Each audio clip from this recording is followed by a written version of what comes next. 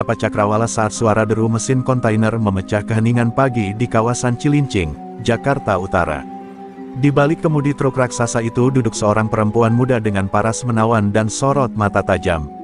Namanya Naila Ramadhani, 28 tahun. Wajahnya teduh tapi tegas, tubuhnya ramping namun berotot, hasil latihan keras sejak usia remaja. Dialah satu-satunya sopir kontainer perempuan di perusahaan logistik tempatnya bekerja, dan bukan sembarang sopir. Naila dikenal karena keberaniannya melintasi rute-rute rawan yang ditakuti sopir lain. Setiap pagi, sebelum menarik truknya ke pelabuhan atau keluar kota, Naila selalu menyempatkan mampir ke sebuah bengkel kecil milik ayahnya. Bang Rambo, nama yang masih bergaung di telinga para preman tua di Jakarta.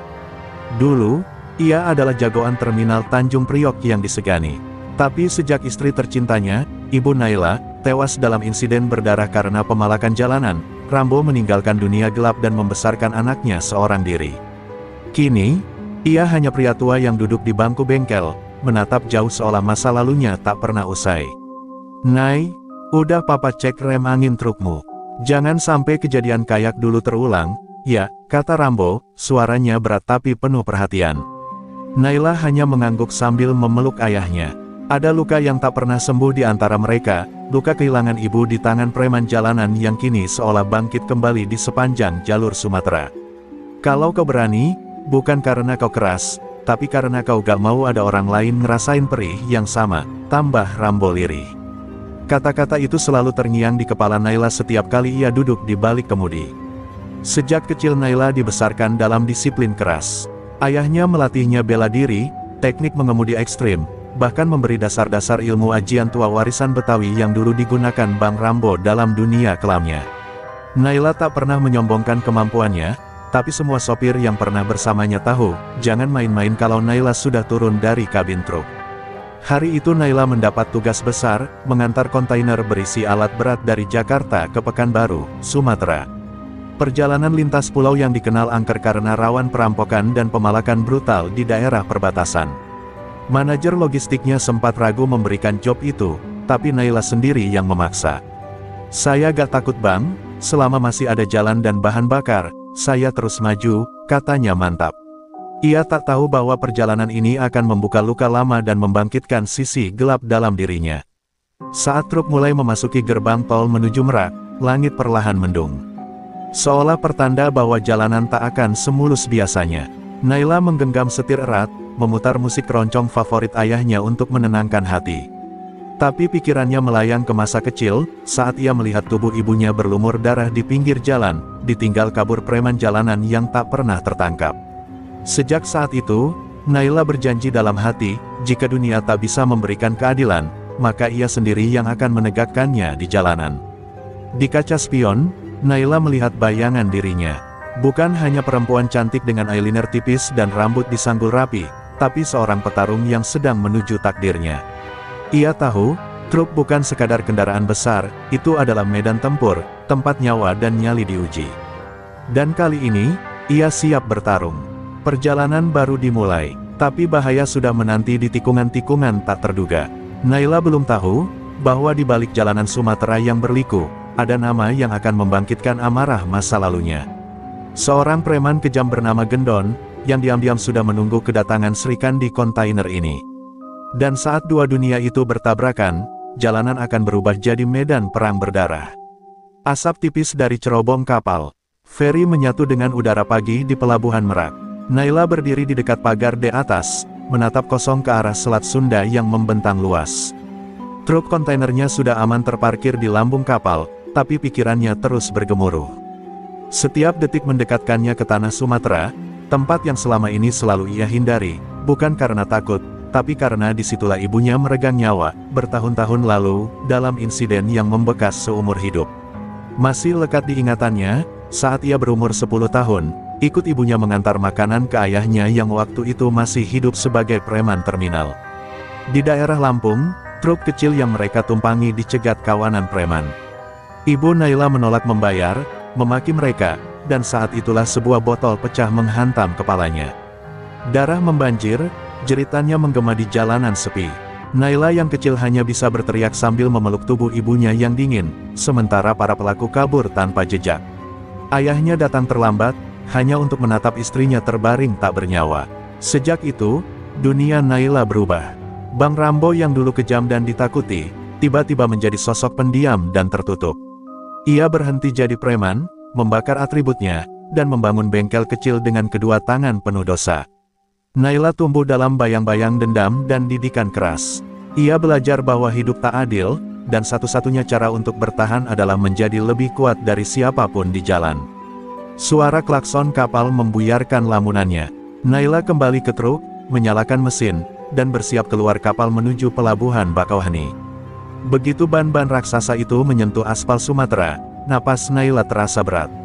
Ini bukan sekadar perjalanan logistik, ini perjalanan ke masa lalu yang belum tuntas.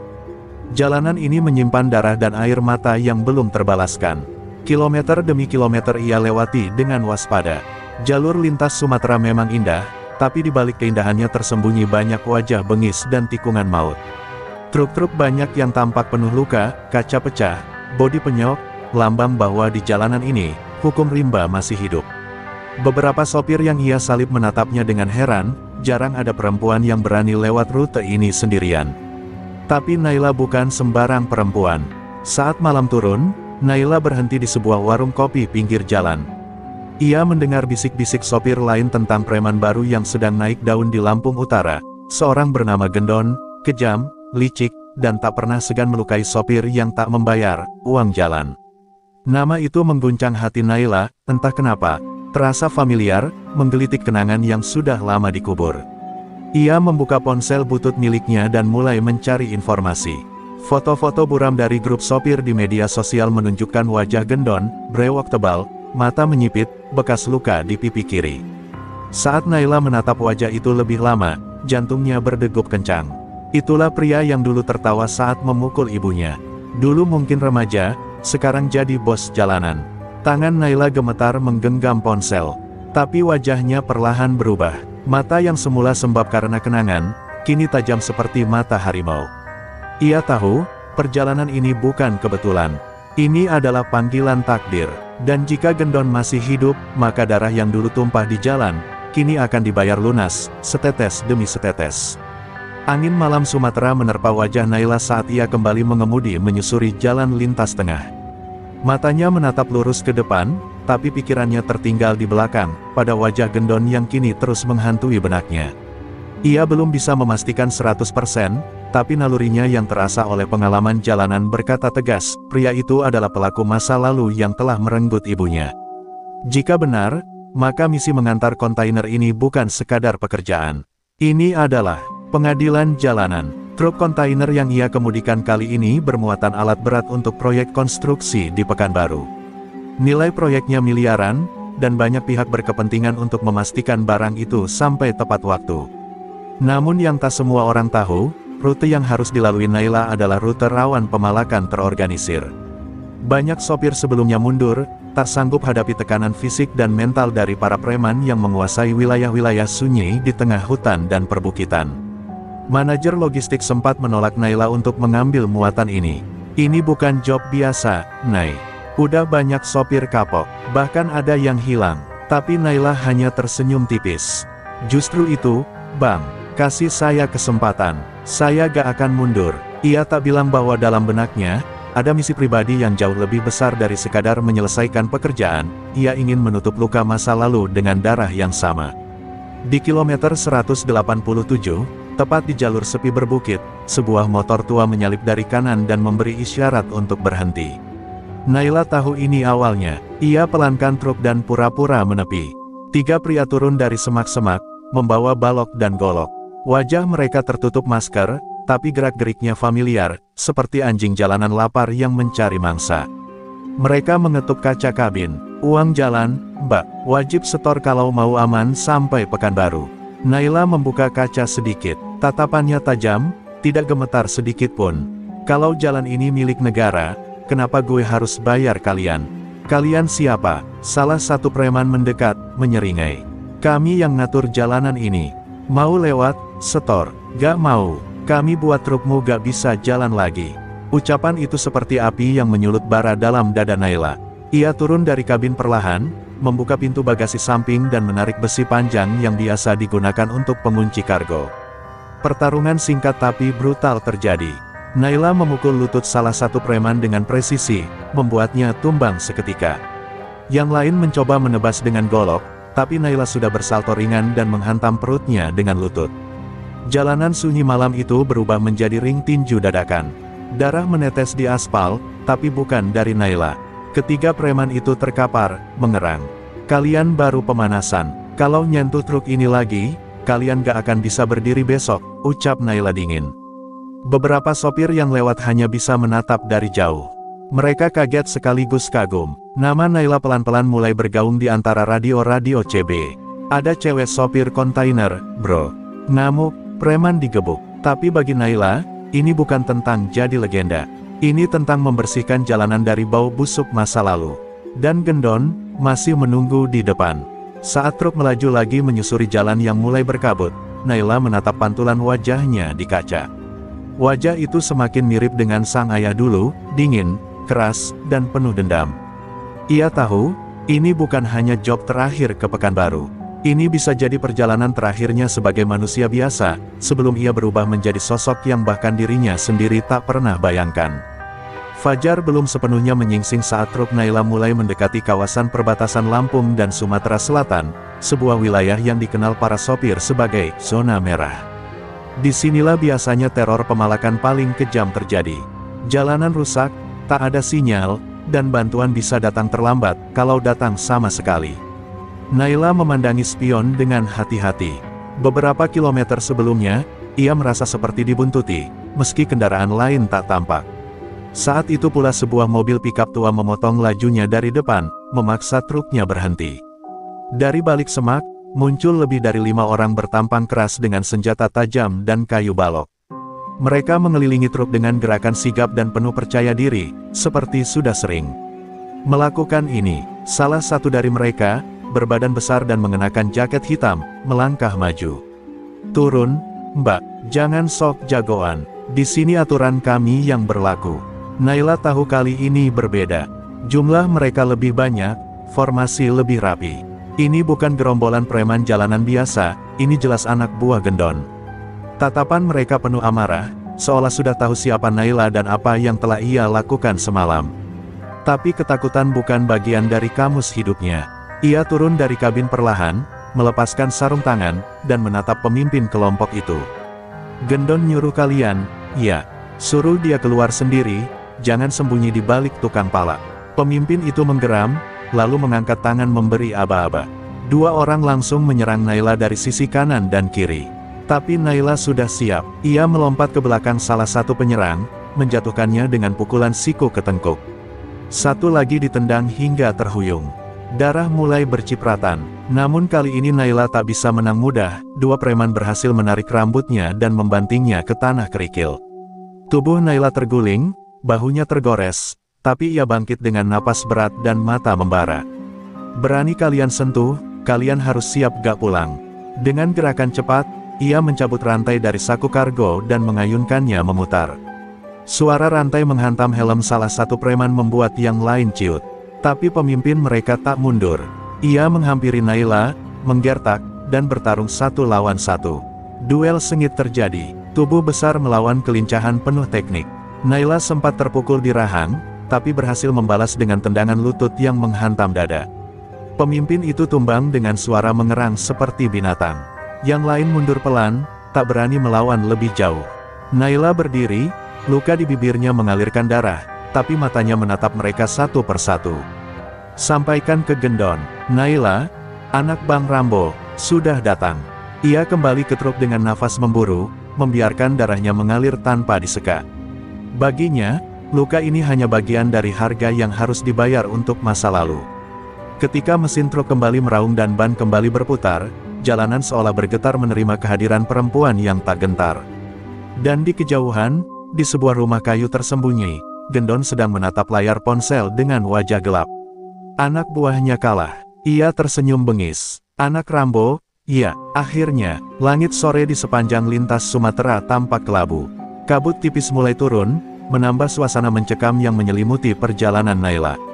Luka di bibirnya belum kering, tapi semangat dalam dadanya justru semakin membara. Di balik kemudi, tangannya menggenggam erat setir seakan sedang memegang senjata. Setelah kejadian di perbatasan tadi pagi, ia tahu, perang ini bukan lagi antara sopir dan preman. Ini adalah urusan pribadi, antara ia dan Gendon, lelaki keji yang telah lama membunuh ibunya dan kini menguasai jalanan dengan tangan besi. Truk kontainer berguncang di jalanan berlubang, tapi Naila terus melaju tanpa jeda. Ia menolak singgah di rest area atau rumah makan sopir. Ia tahu, saat ini seluruh jaringan Gendon sudah menyebar berita tentangnya. Tak ada lagi tempat aman. Tapi ketakutan bukan bagian dari hidup Naila. Ia memilih terus berjalan, membawa luka, dendam, dan amarah yang mendidih dalam dada. Di pikirannya, ia membayangkan wajah ibunya, tersenyum, lalu berubah menjadi teriakan terakhir yang menghantui hidupnya selama ini. Di kilometer 215, jalanan mulai menyempit, hutan di kiri kanan mulai menutup cahaya. Tiba-tiba, suara letusan keras terdengar. Ban belakang truknya pecah. Truk melambat dan berhenti paksa. Naila turun cepat, mengecek ban, dan menemukan sobekan yang tak wajar, jelas disengaja. Saat ia mendongak, dari balik pohon muncul 3 pria lagi. Tapi kali ini berbeda. Mereka tidak membawa senjata tajam, tidak juga kayu. Mereka hanya berdiri, menatap Naila dengan senyum licik. Salah satu dari mereka melangkah maju. "Kami tidak datang untuk berkelahi, Mbak Naila." Gendon mengirim salam. Suaranya tenang, namun menusuk. Ia kagum. Katanya, baru kali ini ada perempuan yang bisa buat dia repot. Tapi dia ingin bicara langsung. Naila menatap ketiganya dengan dingin. Kenapa gak dia sendiri yang datang? Atau dia takut sama perempuan? Ketiganya tertawa pelan. Gendon bukan takut, dia hanya ingin main cantik. Dia menantangmu bertemu di tempat yang dulu ibumu tewas. Mata Naila membelalak. Pasar Tua Karangsari. Pria itu mengangguk. Tepat tengah malam. Datang sendiri, tanpa truk, tanpa senjata. Kalau tidak, dia akan mulai memburu teman-temanmu di jalur lintas. Ancaman itu jelas. Naila tahu, jika ia tak datang, akan banyak sopir lain jadi korban. Tapi ini juga bisa jadi perangkap. Ia menimbang sejenak, lalu menjawab, "Sampaikan ke dia, Naila gak lari. Jangan pernah ragukan itu." Ketiga utusan itu pergi seperti bayangan, meninggalkan Naila sendirian di tengah hening. Ia duduk sejenak di pinggir truk, membuka kotak kecil di bawah jok. Isi kotak itu adalah liontin tua peninggalan ibunya dan selembar kain kuning berisi raja. Ajian warisan ayahnya, yang belum pernah ia gunakan sejak dilatih di masa remaja. Ia tahu, malam nanti bukan sekadar pertemuan. Itu akan menjadi pertarungan, tanpa pedang, tapi penuh darah dan kehormatan. Naila menatap ke langit yang mulai gelap. "Bu, Pak, izinkan Naila selesaikan semua ini." Ia kembali masuk ke truk, mengganti ban dengan cepat, lalu melanjutkan perjalanan. Tapi kali ini bukan untuk mengantar muatan. Ini untuk mengantar luka lama menuju akhir yang telah lama ditunggu. Di dalam dirinya, Sri Kandi jalanan telah bangkit, dan malam nanti, sejarah akan mencatat, bagaimana seorang anak sopir kontainer menantang preman paling ditakuti di Sumatera, hanya dengan nyali dan nama keluarganya. Sore itu, langit Jakarta murung, seolah ikut menyimpan firasat buruk. Di bengkel kecil yang tampak usang di ujung gang sempit Cilincing, Bang Rambo duduk di bangku reyot, menatap kosong ke arah jalan. Tangan tuanya menggenggam sebatang rokok yang tak kunjung dinyalakan. Hatinya gelisah, pikirannya tak bisa lepas dari kabar yang baru saja ia terima. Naila, anak semata wayangnya, ditantang bertemu Gendon di tempat istrinya tewas dulu. Dan sebagai mantan preman, Rambo tahu betul, pertemuan semacam itu tak akan berakhir dengan damai. Tanpa pikir panjang, ia mengambil tas kulit tua dari lemari bengkel. Di dalamnya tersimpan benda-benda yang sudah lama dikuburnya bersama masa lalu, selembar kain raja, botol kecil berisi minyak keramat, dan sebilah keris pendek berselubung beludru hitam.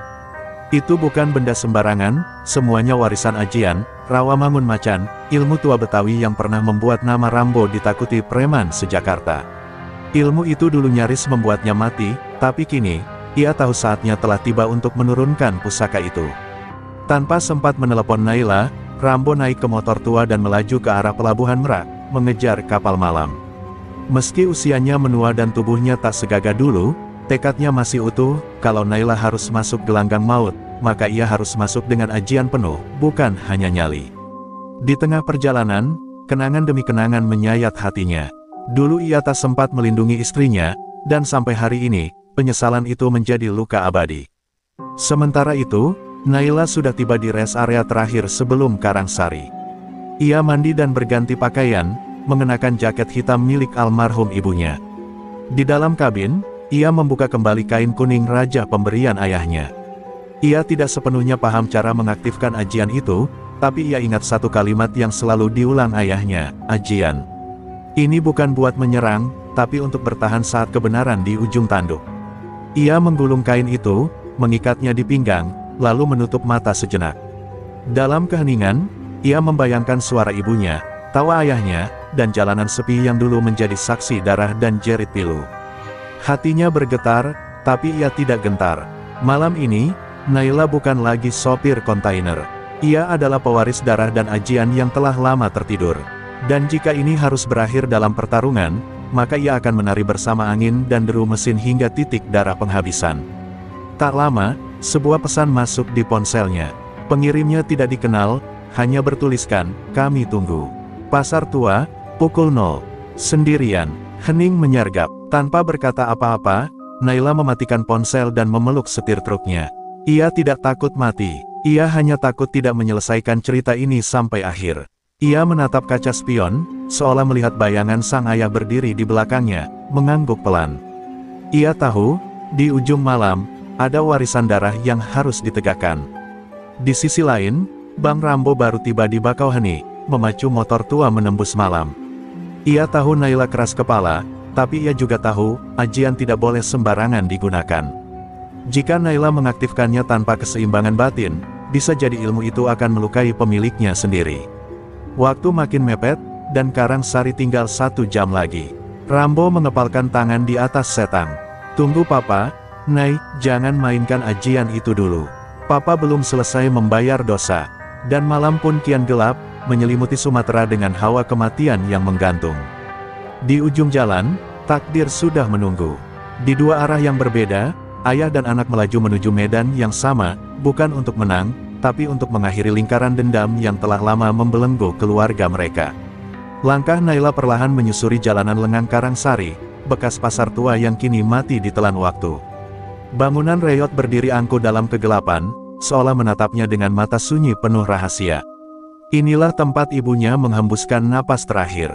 Tanah ini pernah dipenuhi darah dan teriakan yang hanya diingat oleh bulan dan debu. Kini Naila kembali, bukan sebagai anak kecil yang menangis kehilangan, tapi sebagai perempuan yang membawa dendam dan kehormatan di balik langkahnya. Jarum jam mendekati tengah malam. Naila berhenti tepat di tengah pelataran pasar yang gelap, hanya disinai lampu temaram dari tiang listrik yang berkedip. Angin malam bertiup dingin, membawa bau karat dan debu lama. Ia berdiri tegak, mengenakan jaket hitam ibunya, dan kain ajian diikat erat di pinggang. Suara jangkrik mendominasi, hingga akhirnya terdengar langkah berat mendekat. Dari balik bayangan, muncul pria berbadan besar dengan wajah yang sudah tak asing, Gendon. Gendon menyeringai, memamerkan barisan gigi kuning dan luka lama di pipinya. Akhirnya, anak Rambo datang juga. "Gak nyangka kamu cantik juga ya, sayang nyali kamu kebesaran." Naila hanya menatap tajam, tak membalas. Dadanya bergejolak, tapi wajahnya tetap tenang. "Kalau malam ini kau berniat menyelesaikan semuanya, lakukan. Jangan banyak omong." Suaranya dingin, suaranya bukan milik perempuan biasa, itu suara seseorang yang sudah siap mati atau menang. Gendon tertawa. "Berani juga kamu, tapi kamu pikir kamu bisa menang di tempat ini? Ini tanah gue, dan lo cuma anak kecil yang kebetulan punya nama bapaknya." Ucapan itu seperti cambuk yang menyayat harga diri Naila. Ia melangkah maju, menatap langsung ke mata lawannya. "Nama Rambo mungkin menakutkan, tapi darah ibu gue yang kalian tumpahkan di sini jauh lebih kuat dari semua ajian jalanan kalian. Gue di sini bukan bawa nama, gue bawa roh yang belum tenang." Tiba-tiba Gendon memberi isyarat, dan dari arah belakang muncul 4 orang lagi. Naila langsung siaga, mengatur napas, dan posisi kuda-kuda. Tapi sebelum mereka menyerang, dari arah berlawanan terdengar suara motor meraung dan rem mendecit keras. Sosok tua turun dari motor, membawa tas kulit dan langkah terlatih. Naila menoleh dan matanya membelalak. Bang Rambo datang. Dengan wajah penuh amarah dan kegelisahan, Ia berteriak, "Naila, mundur. Jangan mainkan ajian itu sendirian." Wajah Naila berubah. "Pa, ini urusan Naila. Biarkan Naila selesaikan apa yang Pa tinggalkan." Tapi Bang Rambo tak diam. Ia berjalan maju, berdiri di antara Naila dan Gendon, menatap musuh lamanya. "Gendon, kau bukan hanya bunuh istri gue. Kau juga rampas masa depan anak gue." Gendon tertawa, sinis. "Lah emang siapa suruh istri lo sok jagoan dulu? Dunia jalanan bukan buat orang lemah." Bang Rambo meletakkan tas kulitnya di tanah dan membuka kain rajah dari dalamnya. "Kau pikir gue tua? Gue lupa semua. Gue masih hafal napas jalanan, dan tapi malam ini bukan soal siapa paling jago. Ini soal dosa yang harus ditebus, dan darah yang harus diakhiri." Ia menyerahkan kain itu pada Naila. "Kalau kau mau pakai ajian itu, pakailah dengan hati bersih. Jangan karena benci, tapi karena ingin membebaskan semua yang tersisa." Malam semakin pekat, dan medan pun siap jadi saksi. Naila menggenggam kain rajah, tubuhnya bergetar. Di hadapannya berdiri pria yang mencabut ibunya dari hidupnya. Di belakangnya, ayah yang dulu mengajarkan kerasnya dunia kini berdiri memberi restu. Ini bukan sekadar pertarungan antara dua sisi, ini adalah medan tempur terakhir, antara kegelapan masa lalu dan cahaya yang belum sempat menyala. Setelah malam yang panas di Pasar Tua Karangsari, Naila dan Bang Rambo kembali ke jalan dengan tubuh penuh luka dan jiwa yang lebih berat dari sebelumnya. Pertemuan dengan Gendon belum selesai. Mereka tahu, Gendon tidak akan membiarkan mereka pergi begitu saja. Ia belum mengerahkan seluruh kekuatannya. Naila memutuskan tetap melanjutkan pengantaran kontainernya ke Pekanbaru. Ia bukan hanya berperang demi dendam, tapi juga demi kehormatan sebagai sopir sejati. Namun jalanan Sumatera tak pernah netral. Di sanalah Gendon memasang ranjau bukan dari besi, melainkan dari siasat dan jebakan. Pagi itu, langit mendung menggantung saat Naila kembali mengemudikan truknya melewati wilayah perkebunan sawit yang sepi. Bang Rambo menyuruhnya tetap fokus, tapi firasat Naila tak bisa dibohongi. Ia merasakan sesuatu yang janggal, sebuah mobil box berwarna putih yang beberapa kali terlihat di kaca spion sejak 2 jam lalu. Truknya melaju perlahan saat jalan mulai menyempit karena pohon tumbang di tengah jalur. "Terlalu rapi, terlalu pas. Berhenti jangan, Nay," seru Bang Rambo dari radio kecil di kabin pendamping. Namun terlambat, begitu truk menginjak satu titik tertentu, terdengar dentuman keras. Ban belakang sebelah kiri meletus, lalu bagian belakang truk condong ke kiri. Naila menekan rem dan memutar setir dengan cepat, menyelamatkan truk dari terguling. Dari semak-semak, kembali muncul 4 pria bertopeng dengan senjata tajam. Kali ini bukan untuk memalak, tapi untuk membakar muatan. Satu dari mereka sudah menyiram bagian bawah truk dengan bensin. Naila melompat keluar, menyusul Bang Rambo yang sudah berdiri siap dengan keris pendek di tangan. "Mereka bukan preman jalanan, Nay.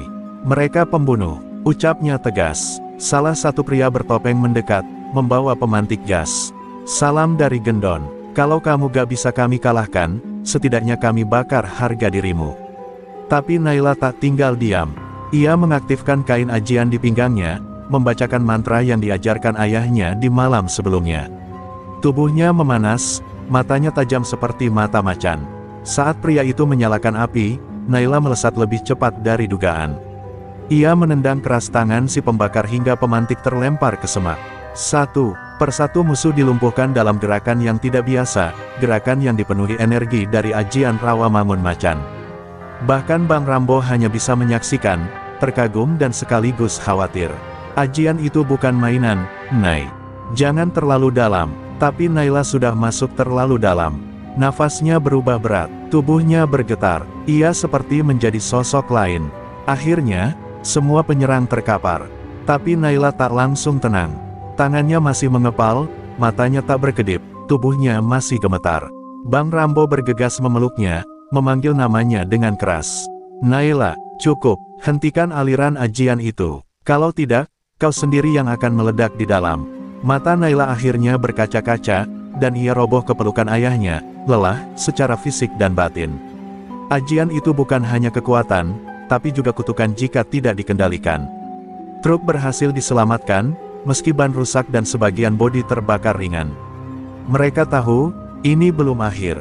Gendon sedang menyusun pukulan terakhirnya. Tapi bagi Naila, Ini adalah kemenangan kecil yang harus dibayar mahal. Ia sudah mengecap rasa dari ajian itu, dan tahu betapa gelapnya sisi dalam dirinya. Ia tak takut pada Gendon, ia justru takut kehilangan dirinya sendiri saat kekuatan itu menguasainya. Dan perjalanan masih panjang, baik ke Pekanbaru, maupun ke medan akhir perhitungan. Setelah kejadian di jalur perkebunan, Naila dan Bang Rambo memutuskan berhenti sejenak di sebuah rest area tua dekat perbatasan Riau. Truk mereka sudah mulai lelah, seperti pengemudinya. Ban cadangan sudah terpasang, tapi bagian bawah truk masih menyisakan bekas bakaran. Beberapa sopir yang sedang beristirahat memandangi mereka dengan tatapan penuh tanya dan kagum. Nama Naila mulai beredar seperti gelombang radio liar, sopir perempuan, anak preman Jakarta, habisi gerombolan Gendon. Di warung sederhana rest area itu, Naila duduk menyender di dinding, menatap kosong keluar jendela. Secangkir kopi hitam tersisa setengah, tangan kirinya memegang kain rajah yang masih lembab oleh keringat. "Pak," suaranya lirih, "aku takut." Bang Rambo yang duduk di seberangnya meletakkan tangannya di atas tangan Naila. "Takut itu wajar, tapi yang penting jangan hilang arah. Ajian itu cuma alat, Nay. Jangan biarkan dia yang kendalikan kamu." Naila hanya mengangguk pelan. Dalam dirinya, ajian itu seperti binatang buas yang menunggu keluar kapan saja. Hening malam mulai merambat ketika rest area itu perlahan-lahan ditinggalkan para sopir. Tinggal beberapa kendaraan berat saja yang tersisa. Tapi dari kejauhan, suara deru motor mendekat. Banyak, terlalu banyak untuk disebut kebetulan. Bang Rambo berdiri, matanya menyipit. "Cepat, kita harus siap." 13 motor masuk ke halaman rest area, mengepung truk Naila dari segala arah. Pengunjung yang tersisa berhamburan kabur. Di tengah kepungan itu, turunlah sosok bertubuh kekar berjaket kulit, wajahnya penuh bekas luka. "Anak buah inti Gendon, apa kalian pikir bisa keluar hidup-hidup dari Sumatera?" teriak pria itu lantang. "Gendon tidak akan datang sendiri. Dia kirim kami untuk selesaikan kalian di sini dan sekarang." Naila berdiri perlahan, rasa lelahnya lenyap dalam 1 detik. Ia membuka jaket hitamnya, memperlihatkan kain rajah yang diikat di pinggang. "Kalau kalian memang jago, ayo, tapi jangan sentuh trukku. Itu nyawa orang banyak." Kalimat itu membuat para penyerang tertawa, tawa yang akan segera berhenti. Pertarungan brutal pecah di tengah rest area. Naila bergerak seperti bayangan, tubuhnya lincah, matanya membara. Setiap pukulan dan tendangan disertai kilatan kekuatan dari ajian yang mulai mengalir deras. Bang Rambo bertarung di sisi lain, meski lebih lambat, tapi penuh pengalaman. Rest area itu berubah menjadi medan tempur malam hari. Bangku terlempar, kaca pecah, dan suara teriakan menggema ke hutan sekitar. Namun kekuatan ajian itu kembali menunjukkan sisi kelamnya. Dalam sekejap, Naila menghajar 2 orang dengan 1 gerakan, membuat tulang mereka patah seketika. Matanya mulai memerah, dan tubuhnya seperti tak mengenal lelah. "Naila, stop, tarik napas. Kau akan habis terbakar dari dalam," teriak Bang Rambo. Tapi Naila seperti berada di ambang batas kesadaran. Ia melihat bayangan ibunya, lalu bayangan Gendon, lalu darah di mana-mana. Akhirnya, dalam 1 hentakan terakhir, Naila menjatuhkan pemimpin kelompok dengan lutut ke dada. Pria itu roboh, pingsan. Yang lain lari terbirit-birit. Hening kembali menyelimuti rest area. Tubuh Naila gemetar hebat, dan ia jatuh berlutut. Bang Rambo menghampiri, memeluknya erat. "Cukup, kamu sudah terlalu dalam, nak." Naila menangis dalam diam. Malam itu mereka tidak bicara lagi. Hanya suara jangkrik dan sirine jauh yang menemani. Dan langit, seperti ikut menyaksikan, bahwa perang ini belum selesai. Gendon belum turun tangan, tapi waktunya semakin dekat. Pagi di rest area itu seharusnya membawa kelegaan setelah malam penuh darah. Tapi udara dingin malah terasa seperti bisikan ancaman. Naila duduk di pinggir truknya, menatap tangan yang masih gemetar. Luka di lengan kanan dibalut kain sobek dari bajunya sendiri. Bang Rambo di dekatnya sedang membenahi bekas pecahan kaca yang berserakan. Tak satu pun dari mereka bicara. Yang tersisa dari malam itu hanyalah tubuh lelah dan pertanyaan besar, sejauh mana Naila bisa bertahan sebelum ajian itu melahap jiwanya. Namun di balik semua keheningan itu, kabar tentang pertempuran di rest area menyebar cepat. Video singkat yang direkam oleh sopir lain diam-diam telah viral di grup komunitas sopir truk seluruh Sumatera. Dalam video itu, Tampak Naila bertarung sendirian melawan sekelompok preman, dan satu kalimat dari Bang Rambo bergema di akhir rekaman, "Ini anak Rambo, jangan kalian pikir jalanan bisa kalian kuasai selamanya." Video itu mengguncang semangat banyak sopir yang selama ini bungkam karena takut. Siangnya, puluhan truk berhenti di rest area. Mereka bukan datang untuk menonton. Para sopir dari berbagai daerah, dari Lampung, Palembang, bahkan Jambi, turun dari truk mereka, menghampiri Naila dengan sorot mata yang berbeda. Bukan sekadar hormat, tapi ada bara semangat yang mulai menyala. Salah satu dari mereka, Pak Mahmud, sopir senior beruban, berkata lantang, "Kami sudah cukup lama dibungkam oleh Gendon dan preman-premannya. Tapi sekarang, kami lihat harapan itu muncul di kamu, Nak." Naila kaget, tak menyangka. Ia hanya membalas dengan anggukan singkat. "Saya bukan pahlawan, Pak. Saya cuma mau jalanan ini bersih. Supaya gak ada ibu yang harus mati kayak ibu saya dulu." Kata-katanya sederhana, tapi seperti cambuk bagi para sopir yang mendengarnya. Suasana mendadak hening, lalu satu demi satu mereka mengangkat tangan, mengepalkan tinju. "Kalau kamu berani, kami juga.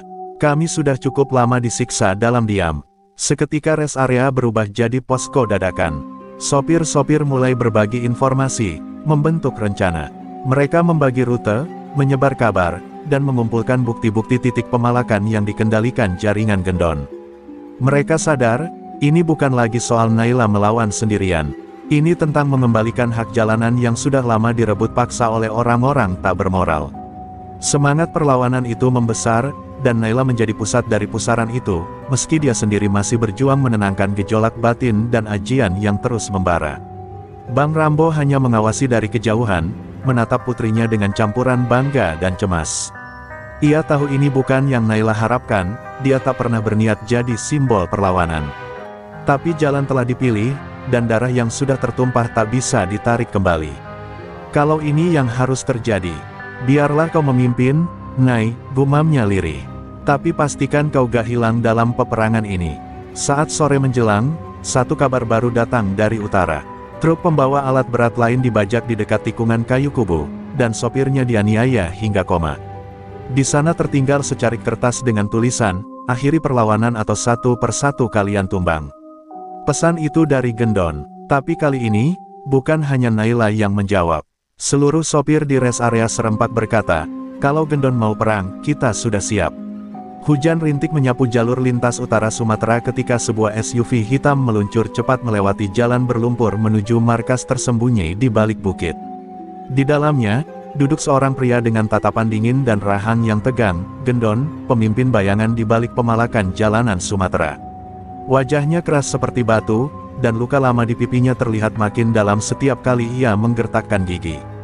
Di kursi belakang, ajudannya membacakan laporan terakhir, 4 titik kita sudah dibersihkan sopir-sopir.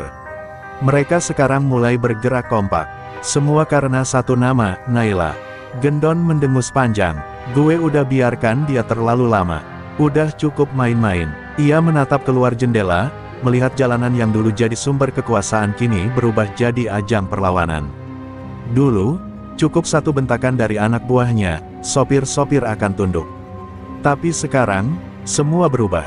Dan itu karena satu perempuan, anak dari musuh lamanya, Rambo, yang dulu ia kira sudah mati secara sosial. "Kalau dulu gue bunuh istrinya, sekarang gue harus cabut akar pohonnya." Sementara itu, di rest area, Naila sedang duduk di atas kap truk, memandangi para sopir yang bersiap konvoi bersama. Truk-truk berat yang dulu berjalan sendiri-sendiri, kini berbaris rapi, membawa logistik, bantuan, dan semangat perlawanan. Tapi di hati Naila, perasaan mencekam mulai muncul. Ia tahu Gendon bukan preman biasa, dia predator yang hanya akan turun dari sarangnya jika memang hendak mematikan mangsa. Dan ia merasa, waktu itu telah tiba. Bang Rambo menghampiri dengan ekspresi yang tak biasa. "Nay, kamu siap?" Naila menoleh, menatap mata ayahnya yang kini tak lagi menyimpan kemarahan, hanya kekhawatiran. "Aku gak tahu, Pak, tapi kalau aku mundur sekarang, semua ini sia-sia." Bang Rambo mengangguk pelan, lalu merogoh saku jaket dan menyerahkan selembar kain merah, kain ajian terakhir warisan gurunya dulu. "Kalau Gendon turun sendiri, kau harus siap bukan cuma secara fisik, tapi juga batin. Ini ajian penyeimbang. Jangan sampai yang di dalam kamu jadi buas dan lepas kendali. Beberapa jam kemudian, kabar mengejutkan datang. Salah satu truk pengantar bahan bangunan dicegat di jalur kayu kubu. Bukan oleh gerombolan, tapi oleh Gendon sendiri. Ia muncul di hadapan sopir, tak bicara banyak, hanya meninggalkan pesan, katakan ke Naila, aku sudah menunggu di ujung jalan. Bukan dengan golok, tapi dengan sejarah yang belum selesai. Ketika kabar itu sampai ke Naila, tubuhnya menegang. Ia tahu, ini bukan lagi pengejaran. Ini adalah undangan duel, dari masa lalu yang belum lunas. Malamnya, konvoi besar sopir bergerak menyusuri jalan lintas, menuju lokasi pengiriman akhir di Pekanbaru. Tapi mereka tak hanya mengangkut barang, mereka membawa tekad. Di tengah barisan, truk Naila memimpin, disorot lampu-lampu dari belakang seolah menjadi panggung. Para sopir lain sudah sepakat, jika Naila jatuh, mereka akan meneruskan perjuangan.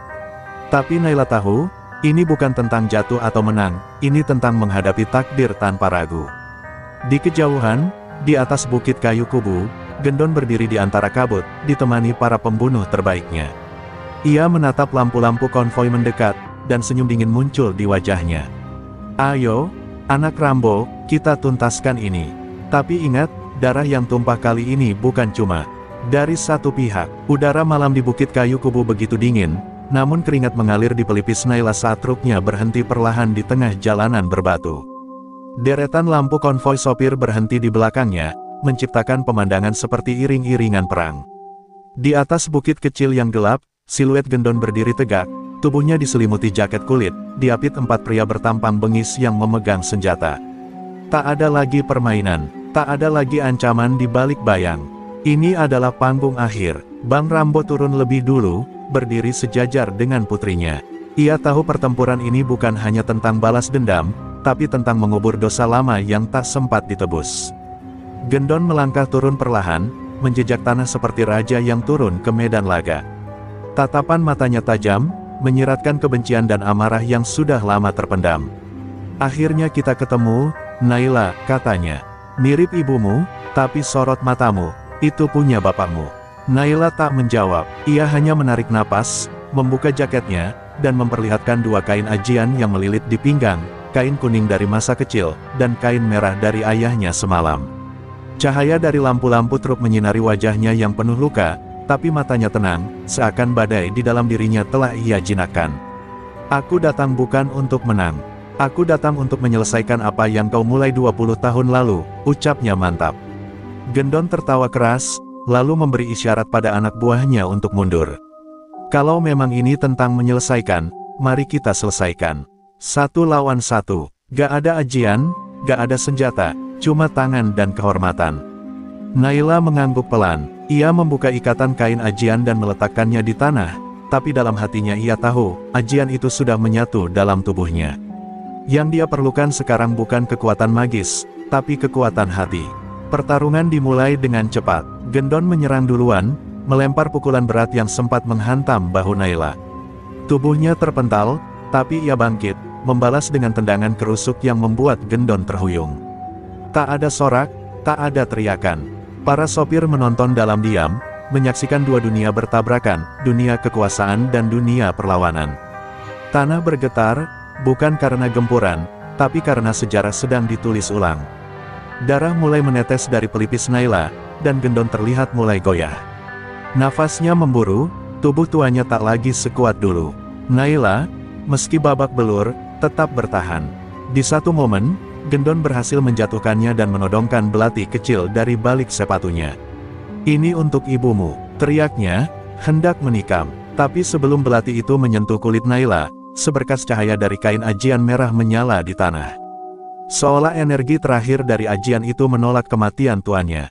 Bang Rambo bergerak secepat mungkin, menahan tangan Gendon dengan sisa tenaganya. Jangan sentuh anakku, teriaknya. Gendon berbalik, meninju Rambo hingga jatuh, tapi itu memberi cukup waktu bagi Naila untuk bangkit dan memukul dagu Gendon dengan siku. Tubuh pria itu terhuyung ke belakang, lalu terjatuh, tak sadarkan diri. Hening menyelimuti bukit, tak ada yang bersorak, hanya desah napas dan air mata yang menetes di pipi Naila saat ia memeluk ayahnya. Sudah selesai, Pak, semuanya sudah selesai. Bang Rambo memeluknya balik dengan pelan. Belum selesai, Nay, baru dimulai. Jalan ini masih panjang, tapi malam ini, kita menang. Langit di atas bukit kayu kubu perlahan mulai berubah warna, dari kelam pekat menuju semburat jingga pertanda fajar. Para sopir masih berdiri mematung di sekeliling, menyaksikan Gendon terkapar tak sadarkan diri di tanah penuh lumpur dan darah. Tak ada sorak-sorai, tak ada euforia, hanya keheningan sunyi seperti doa yang tak terucap. Naila terduduk di samping Bang Rambo, tubuhnya gemetar hebat. Kemenangan ini terasa pahit, seperti menelan bara yang menyala di dada. Bang Rambo sendiri tak luput dari luka. Pukulan Gendon menghantam rusuk tuanya, dan darah mulai merembes dari sela kemejanya. Tapi ia tetap tersenyum, memegang tangan putrinya dengan lembut. Kamu sudah jauh melampaui ayahmu, Nay. Aku bangga, katanya pelan. Naila menatapnya, air mata mengalir diam-diam. Jangan bicara begitu, Pak.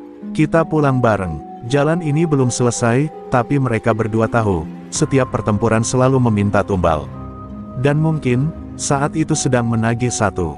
Beberapa sopir segera mendekat dan membantu membawa tubuh Gendon ke dalam mobil. Mereka tak membunuhnya, Naila melarang dengan tegas. Biar hukum yang bicara, kita bukan mereka, katanya tegas. Ucapan itu disambut anggukan hormat dari sopir-sopir lain. Mereka tahu, perjuangan bukan soal membalas dendam dengan kekerasan, tapi soal mengakhiri rantai kebiadaban yang selama ini terus diwariskan. Saat matahari sepenuhnya terbit, iring-iringan truk kembali bergerak. Tapi kali ini, bukan dalam ketakutan atau tekanan. Mereka bergerak bersama, dalam barisan utuh dan semangat baru. Sopir-sopir mulai saling memberi isyarat dari kabin, tanda solidaritas yang belum pernah terjadi selama bertahun-tahun. Jalanan lintas Sumatera, yang selama ini dikuasai oleh ketakutan dan pungutan liar, kini kembali ke tangan mereka yang paling berhak, para pekerja jalanan sejati. Di dalam truk, Naila mengemudi pelan.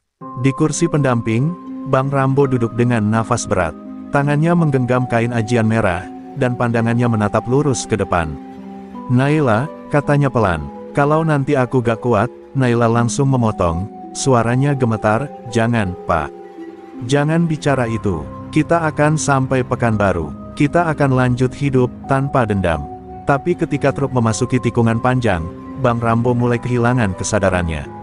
Napasnya pendek, darah dari luka di rusuknya tak terbendung. Ia sempat tersenyum, lalu berkata lirih, jaga jalan ini, jaga dirimu, lalu tubuhnya bersandar pelan, terdiam.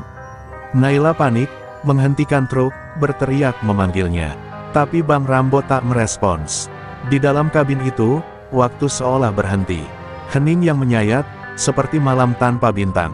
Beberapa sopir mendekat, membantu Naila yang menangis dalam diam. Tubuh Rambo dibaringkan perlahan, dan sopir-sopir memberi hormat dengan isyarat tangan ke dada. Ia bukan hanya mantan preman. Ia adalah ayah, pelindung, dan pejuang terakhir dari generasi lama yang memilih menebus dosanya dengan pengorbanan.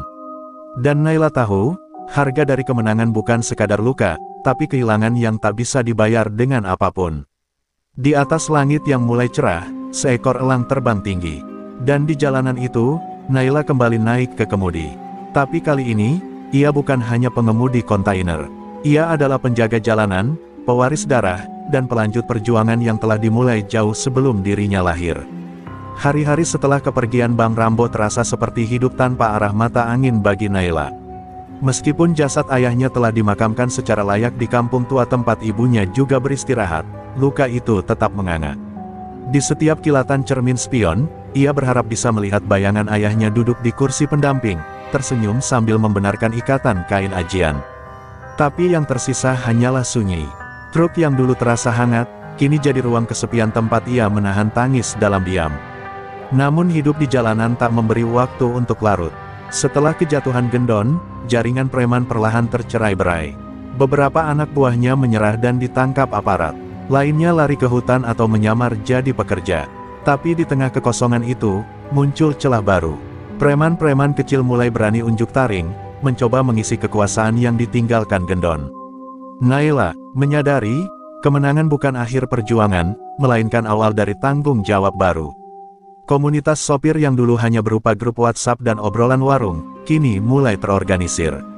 Berkat dorongan dari peristiwa kayu kubu, terbentuklah Paguyuban Sopir Lintas Sumatera, wadah perlawanan sekaligus perlindungan untuk para sopir.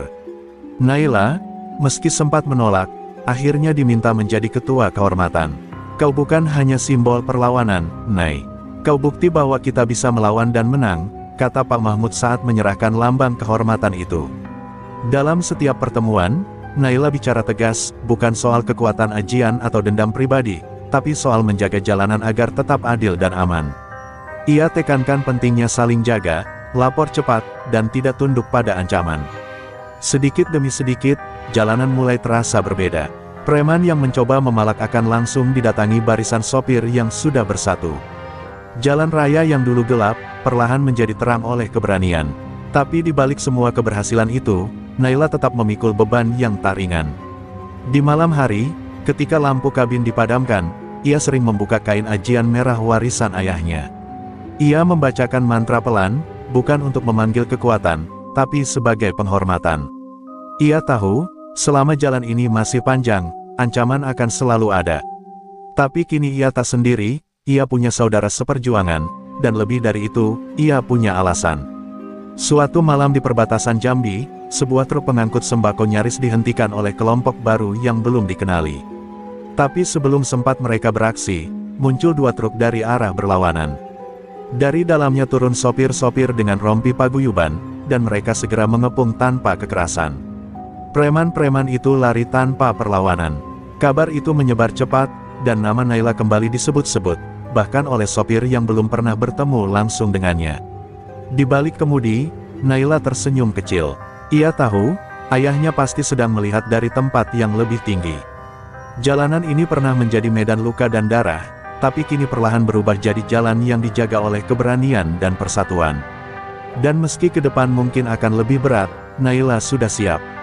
Karena ia bukan lagi sekadar anak mantan preman, bukan sekadar sopir kontainer, ia adalah penjaga jalanan.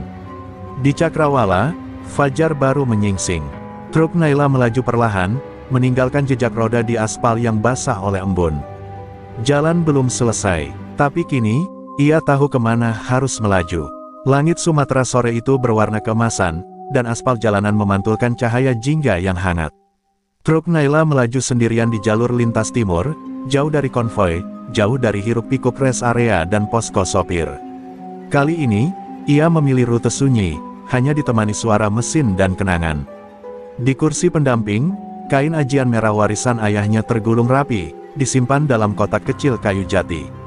Ia membawanya ke tujuan terakhir, tanah kelahiran Bang Rambo, tempat ayahnya dulu memulai, dan tempat ia akan menanam kembali akar sejarahnya. Ketika sampai di desa kecil di pinggir Danau Ranau, Naila turun dari truk dan menatap danau tenang yang dulu diceritakan ayahnya sebagai tempat pertama kali ia belajar mengenal arti kekuatan sejati. Di bawah pohon randu besar, Naila menggali lubang kecil dan mengubur kotak kayu itu. Ia tidak mengubur kekuatan, tapi ego dan dendam yang pernah membakar hidupnya. Biar kekuatan ini tidur di sini. Kalau nanti dibutuhkan lagi, biarlah yang datang mencarinya adalah jiwa yang bersih, bisiknya sambil memejamkan mata. Tangis pelan menetes di pipinya. Bukan tangis duka, tapi pelepasan. Ia telah melewati perjalanan panjang, dari gadis biasa, menjadi simbol perlawanan, hingga kini, menjadi pelindung jalanan. Banyak kehilangan, banyak luka, tapi ia tetap utuh karena satu hal, keyakinan. Keyakinan bahwa kebaikan tetap bisa diperjuangkan meski dengan darah, keringat, dan air mata. Dan bahwa warisan sejati tidak dituliskan di atas kertas atau batu nisan, tapi di jalanan, dalam tindakan. Beberapa anak kampung menghampirinya, bertanya apakah dia sopir perempuan yang viral di TV. Naila hanya tersenyum, lalu mengangguk. Salah satu anak perempuan menyodorkan buku catatan kecil dan pena, kakak bisa tanda tangan di sini. Aku juga mau jadi sopir truk nanti. Naila tersenyum lebih lebar, menulis namanya pelan, Naila Rambo. Nama yang dulu menjadi beban, kini ia peluk sebagai kehormatan. Kembali ke truk, Naila menghidupkan mesin dan menatap kaca spion. Ia melihat bukan hanya dirinya, tapi siluet ibunya yang tersenyum lembut, dan ayahnya yang berdiri tegap di samping. Mereka tak benar-benar pergi. Mereka hidup dalam setiap keberanian yang ia ambil, dalam setiap kilometer yang ia tempuh, dan dalam setiap orang yang ia lindungi di jalanan. Saat truk mulai melaju, dari arah berlawanan datang iring-iringan truk lain, paguyuban sopir yang hendak menghadiri pertemuan besar di Medan. Mereka berhenti sejenak, turun, dan memberi hormat. Naila membalasnya dengan isyarat tangan ke dada, lalu mengangguk. Mereka tak perlu banyak kata. Semua sudah paham, jalan ini sekarang dijaga. Di tengah jalanan panjang Sumatera yang terbuka lebar, Naila melaju ke depan, tak menoleh lagi. Di belakangnya, tertinggal sejarah kelam dan kemenangan yang dibayar mahal. Di depannya, terbentang jalan yang masih panjang, tapi kini ia tahu, ia tak lagi sendiri. Karena warisan sejati bukan tentang siapa yang paling kuat, tapi siapa yang paling bertahan, paling jujur, dan paling tulus menjaga jalan yang tak pernah tidur.